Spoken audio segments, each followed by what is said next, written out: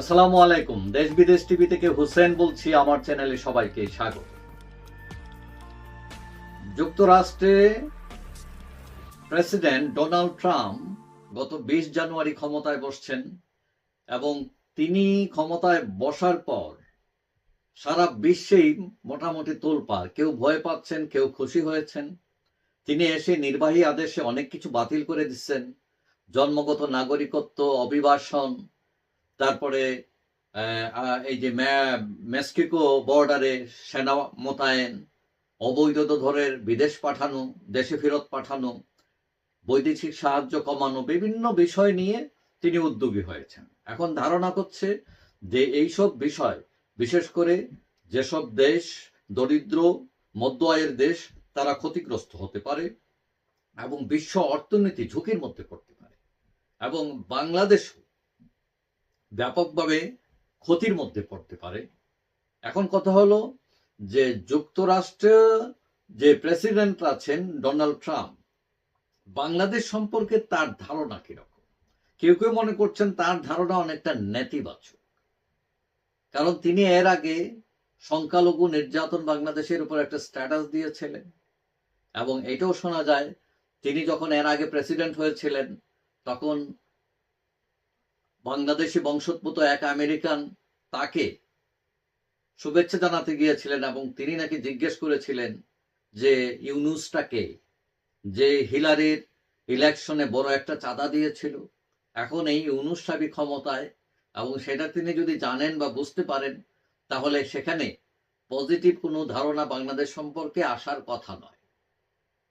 এখন ট্রাম্প যেটা তিনি উদ্যোগ নিয়েছেন, তিনি চরম জাতীয়তাবাদী লোক।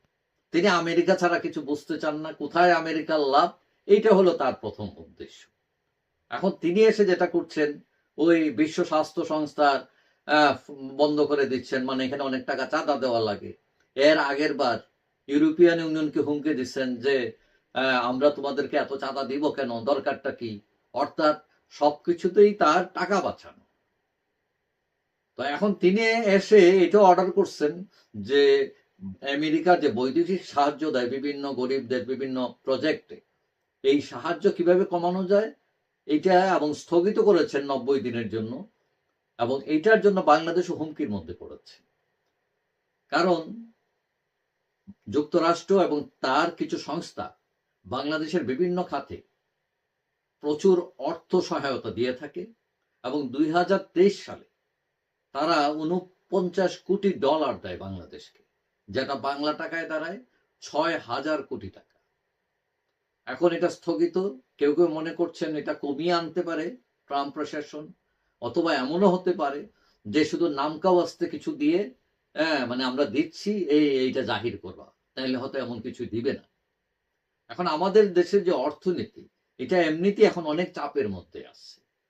বিনিয়োগ ৭১% বিনিয়োগ কমে গেছে, অনেক ইন্ডাস্ট্রি বন্ধ হয়ে যাচ্ছে, বেকারত্ব ২৬ লাখের উপরে চলে গেছে। এখন এই অবস্থায় আমাদের এমনি টাইট অবস্থা, সেখানে যদি এই রকম সাহায্য বন্ধ হয়ে যায় ৬,০০০ কোটি টাকা, তাহলে দেশের জন্য একটা দুর্ভোগ। কেউ কেউ বলছেন যে যুক্তরাষ্ট্র আমাদের কাছ থেকে মুখ ফিরিয়ে নিতে পারে, বিশেষ করে অর্থনৈতিক ব্যাপারে, এবং যদি তাই হয় তাহলে আমরা বিরাট একটা চাপের মধ্যে পড়ব। যাই হোক, সবাই ভালো থাকবেন। আশা করি দেখা হবে অন্য কোনো ভিডিওতে, ইনশাআল্লাহ। আল্লাহ হাফিজ।